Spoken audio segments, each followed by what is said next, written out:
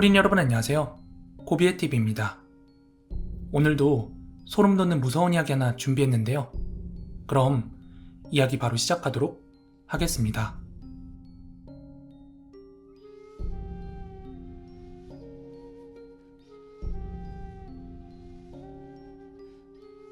때는 고등학생 때인 것 같아요. 당시 저는 다세대 아파트에 살았습니다. 일본의 버블 붕괴로 인해 제일 교포인 아버지 회사의 회장님께서 임원이던 아버지께 미안하단 말과 함께 그때 97년도쯤 당시 1000만원가량의 수표를 차비하라고 주셨고 아버지는 그대로 퇴사하셨습니다. 부모님하고 저 세 가족이 살기에는 되게 큰 아파트에 살고 있었는데 아버지의 퇴직으로 인해서 그 전에 살던 큰 아파트에 반의 반만한 다세대 아파트로 이사하게 되었어요. 그 아파트는 복도형 아파트였습니다. 게다가 당시 IMF다 뭐다 해서 한창 살기 힘들 때였어요. 어쩔 수 없는 선택이었지만 어머니와 저는 크게 불만이 없었습니다. 별일 없이 잘 살았고 다행히도 어머니가 일을 하시는 덕분에 세 가족이 밥은 먹고 살 수 있었습니다. 그리고 동네 분위기 자체가 그래서 그런 건진 몰라도 다세대 아파트에 이사와서 느꼈던 것은 소음이 굉장하다는 것이었어요. 단지 내에서 사건 사고가 매일 밤 일어났고 누가 비명을 질러도 전혀 나와보지 않는 그런 아파트 단지였습니다. 처음 이사 왔을 땐 너무나 당황했지만 우리 가족도 점차 그런 비명이나 욕설, 착해지는 소리에도 꿈쩍도 하지 않고 저녁 식사를 할 정도로 익숙한 삶을 살았죠. 그렇게 시간이 흘러 전 고등학생이 되었고 2002년 월드컵에 열광했던 시절이었어요. 아마도 그쯤인 것 같아요. 왜냐면 제가 살에 민감했던 시절이었거든요. 저는 고등학생일 때 늘 살이 스트레스였고 물론 지금도 자유롭진 못한데요. 아마도 사춘기 시절이었고 여자친구도 만들고 싶은 그런 마음이었으리라 짐작이 됩니다. 아무튼 보충 수업을 마치고 TV를 좀 보다가 집 앞에서 줄넘기를 하는 그런 나날이 계속되었습니다. 여름은 낮이 기니까 별 생각 없이 단지 내 놀이터 근처에서 줄넘기를 하거나 철봉에 매달리면서 운동을 했어요. 그렇게 별 생각 없이 운동을 하다 보면 2시간 정도가 흘러 밤 9시쯤이 되기 일쑤였고 제 기억엔 서둘러서 집으로 뛰어 올라간 기억이 있습니다. 당시 우리 집은 3층이었고요. 왜냐하면 누군가 저를 보고 있는 것 같아 무서웠기 때문인데 매일 그런 건 아니지만 그런 경험을 했던 그 시점부터 저는 줄넘기를 하지 않았습니다.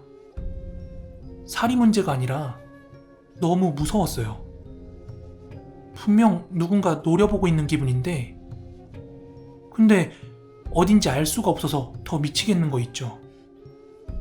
저는 저를 둘러싸고 있는 단지들을 보면서 어디서 쳐다보나 하고 보는데 이 베란다가 너무 많아서 찾는 걸 포기하고 그냥 줄넘기를 하지 않았습니다. 그리고 며칠 지나서의 일입니다. 보충 수업 끝내고 집에 돌아오는데 119가 여러 대 지나갔어요. 저는 별 생각 없이 집에 들어와서 쉬고 있는데 그때 어머니가 들어오셨습니다. 아들, 무서운 이야기 해줄까? 어머니께서 생전 처음으로 무서운 이야기를 해주신다길래 저는 아주 흥미로웠어요. 뭔데? 무슨 이야기인데 엄마? 너 복도에서 보이는 백구동 알지? 엄마가 거기 1층에서 일하잖아. 근데 아까 119가 여러 대 왔다 갔어. 어머니는 계속해서 이야기를 늘어놓으셨어요. 우리 아파트는 낡은 아파트였는데 그래서 아파트 벽에 새로 페인트 칠을 하기로 했나 봅니다. 페인트공 아저씨들은 25층부터 1층까지 외벽에 매달려서 색을 칠했어요. 아파트가 크고 높다 보니 사람들이 페인트 칠하기 위해 매달려 있는 모습이 정말 작아 보였고 또 아슬아슬해 보였는데 그때 갑자기 페인트공 아저씨 중에 한 분이 막 휘청휘청 하더니 비명을 지르면서 급속도로 내려오셨다고 합니다. 대낮부터 비명도 들리고 경찰 소리도 들리고 하니까 어머니께서도 밖에 나와 보셨나 봅니다. 어머니께서 들은 이야기는 이러한데요. 페인트공 아저씨는 25층부터 페인트 칠을 하고 있었는데 12층쯤 칠하고 있을 때 누가 쳐다보는 느낌이 들었다고 합니다. 처음엔 집에 아주머니나 학생이 신기해서 쳐다보는 줄 알고 그냥 페인트 칠을 하고 있었는데 너무 뚫어지게 쳐다봐서 보통은 집 안쪽을 잘 안 보는데 슬쩍 쳐다봤다고 합니다. 그런데 베란다에 웬 젊은 처자가 목을 매달고 있었고 눈을 시퍼렇게 뜨고 있었다고 합니다.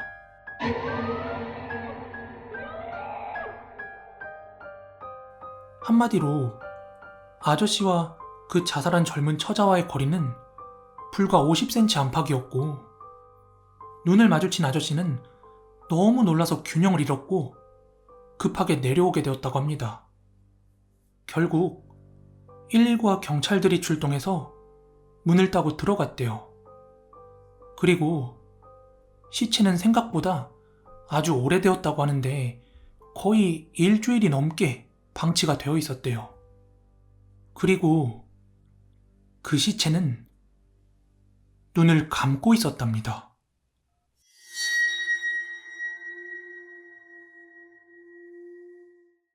여기까지가 어머니 이야기고 이건 그 이후에 들은 이야기입니다. 페인트공 아저씨는 눈을 마주치고 너무 무서웠다고 했는데 그 후에 들은 이야기는 눈을 감고 있었고 이미 사체 훼손이 시작된 상태였다고 했습니다. 자살을 선택한 젊은 처자는 원래 아주 밝은 처자였는데 남편이 바람이 나서 이혼을 하고 나서 우울증에 걸려 술, 담배로 하루하루를 살던 처자라고 합니다.